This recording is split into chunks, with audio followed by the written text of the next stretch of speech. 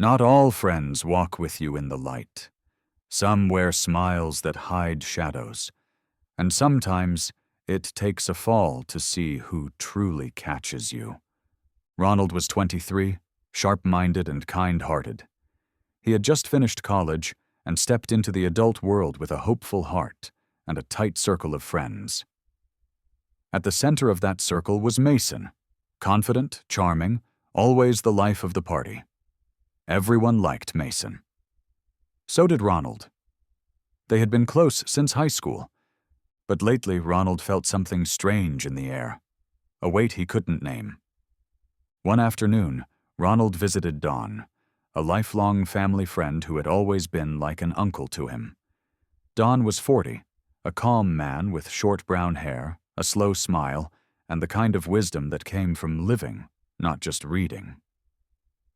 They sat on Don's porch, a gentle breeze brushing the summer heat from their faces. Ronald took a sip of iced tea and sighed. "Don," he began, "have you ever felt like someone you're close to isn't really on your side?" Don looked at him, his eyes narrowing slightly. "Mason?" he asked. Ronald's eyes widened. "How did you know?" "I've seen people like him before," Don said. "You want a story? I'll tell you one." "There was once a young man named Theo," Don began, his voice steady, like a slow drum beat. "Theo had dreams bigger than the sky. He wanted to be a builder, to create places where people could feel safe and inspired. By his side was his childhood friend, Cam. Cam was funny, smart, and always knew the right thing to say. Wherever Theo went, Cam followed. But as Theo started building, first a shed, then a small home, strange things began to happen. Nails would go missing. Plans would mysteriously change.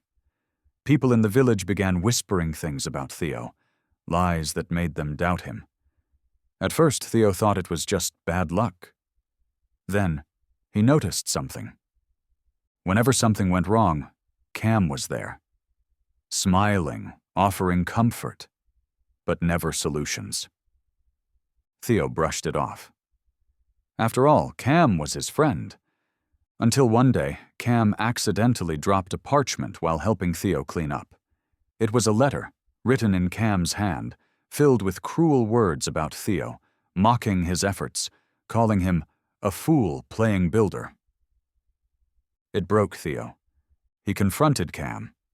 Cam laughed, said it was just a joke, said Theo was being sensitive, said if Theo was a real friend, he wouldn't be so suspicious. And that was when Theo saw it, the thorn vine, the one that pretended to grow with him but was wrapping tighter every day, choking the roots of his dream. Ronald sat silently. The air between them felt heavier now.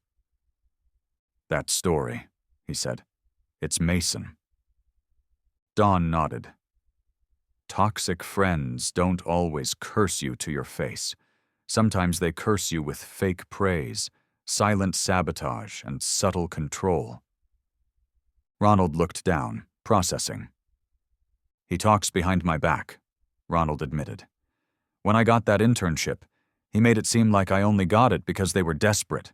He never shows up when I need support, but always calls when he needs something.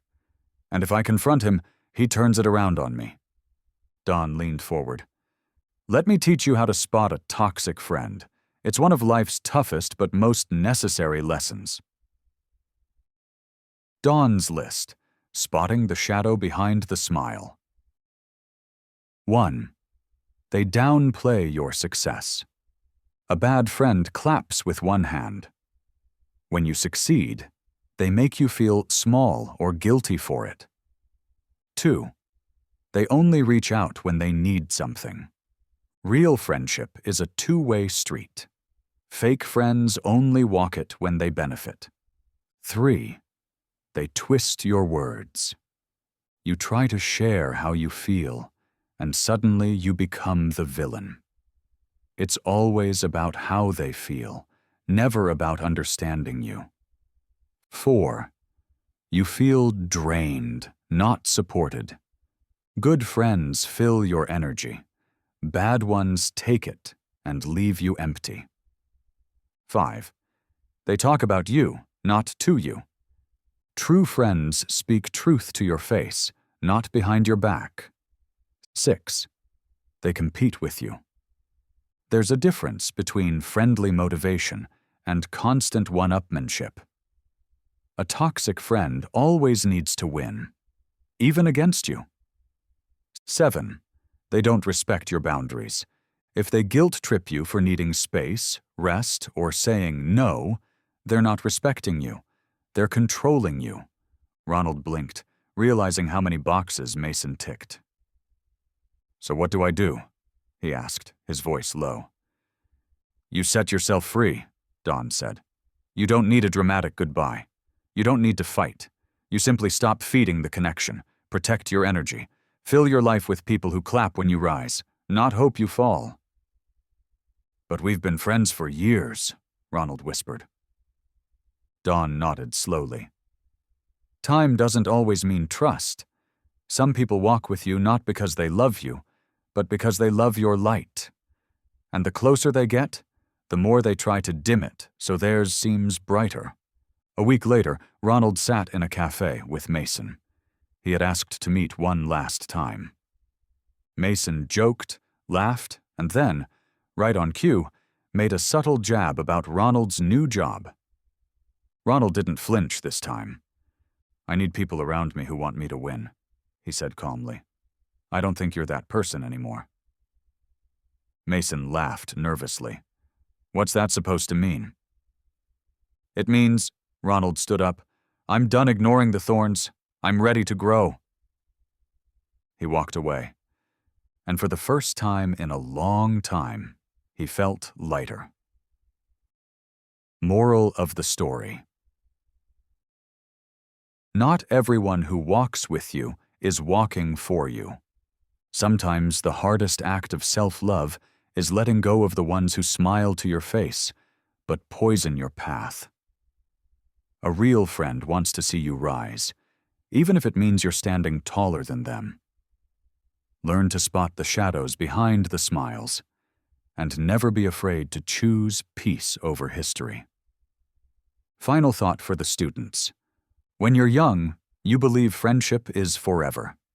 But as you grow, you realize only true friends stay when you grow into your light. The rest were just passing shadows. So I ask you today, who's really in your corner? Thank you for watching this video. I hope it makes your life a little better. Please leave a comment. I look forward to hearing from you.